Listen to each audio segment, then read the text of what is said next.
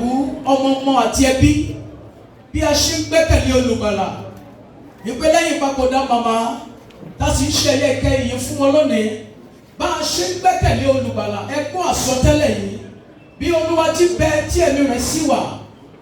lórúkọ Jésù ni mo kéde rẹ̀ ipa ayé ò ní ká ayé o àwọn èèyàn lè ṣàmì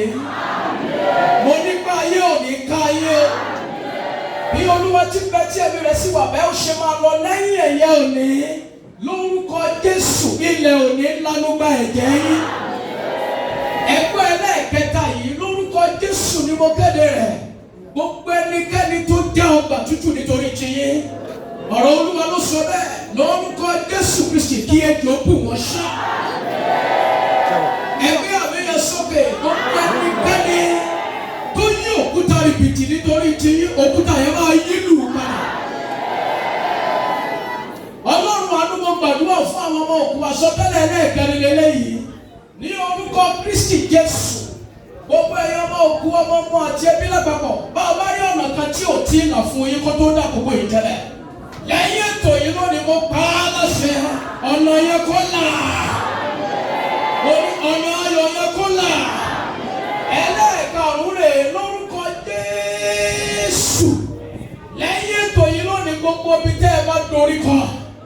gbogbo ibi tẹ́ ẹ bá dorí kọ lórúkọ Jésù Kristi àánú yóò fọhùn fún yín arúgbó ọjọ́ wípé níbikíbi tí ìwọ bá fi ẹsẹ̀ rẹ tẹ̀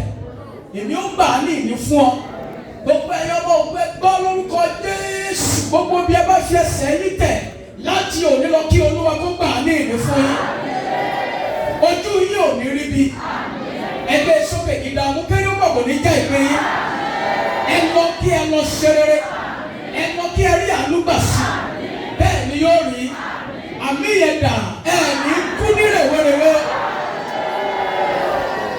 báwa rí ìjọba tó ní òun ti gbẹ́ kòtò kalẹ̀ fún lágbájá ọmọ lágbájá pé lẹ́yìn ẹ̀yẹ yìí ni wọ́n máa ti òun náà sí kòtò bọ́ sọ lórúkọ Olúwa irú ìjọba bẹ́ẹ̀ tó lóun gbẹ́ kòtò ibi kalẹ̀ ẹ̀mí bẹ́ẹ̀ agbára bẹ́ẹ̀ ó yá lówùúrọ̀ yìí náà ni kó ṣòfò dànù ó dára fún ọkàn yín ẹ lọ kí ẹ lọ ṣe rere ìdílé adéyàmọ ẹgbẹ́ lórúkọ Jésù ilé yẹn ò ní túká o ọmọ Olúwa yóò máa gbé yín lọ sí orí ọ̀fẹ́ rẹ̀ yóò sì máa tó fún yín adúpẹ́ nítorí pé ẹ ti ṣe bàbá ògbó ní forúkọ yín o mo kígbe ẹ̀jẹ̀ Jésù Kristi kàlíbà kàfúsẹ̀ tẹ̀lébà ẹ̀jẹ̀ Jésù Kristi ẹ̀jẹ̀ Jésù Kristi ẹ̀jẹ̀ Jésù kò ṣèdìdí ayé yín kó dáàbò bò yín ó dára fún ọkàn yín adúpẹ́ nítorí pé ẹ ti ṣe bàbá ògbó ní forúkọ yín o bí mo ṣe ń gbàdúrà fún gbogbo yín bàbá jùlọ bàbá òkú olówó bàbá wa olóyè Sunday Igboho gẹ́gẹ́ bí àpò ìfọwọ́tọ́ ẹgbọ́ o bí Olúwa ti bẹ tí ẹ̀mí rẹ̀ sì wà lẹ́yìn ètò yìí kí ló ń dájú pé ní páńpẹ́ tí wọ́n dẹ kalẹ̀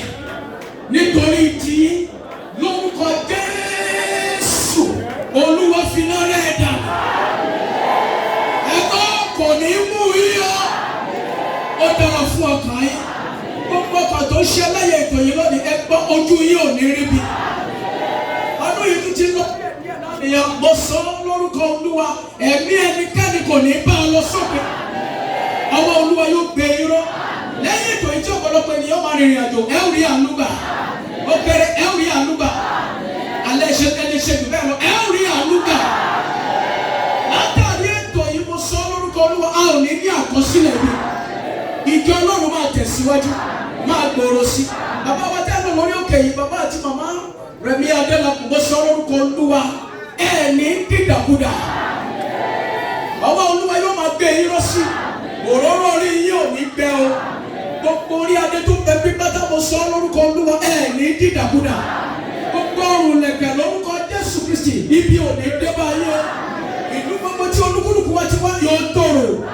orílẹ̀-èdè Nàìjíríà dọwọ́ rẹ lọ́wọ́lọ́wọ́ báyìí arúgbó ọjọ́ wa gba ìjọba ó kéré Olúwa wa gba ìjọba ẹlẹ́sẹ̀ dùgbà lọ Olúwa wa gba ìjọba adúpẹ́ nítorí pé ti ṣe gbogbo ní fún orúkọ yìí bàbá máa jọba lọ àwọn yìí hàn àwọn sì gbé ọ̀gá Jésù Olúwa wa.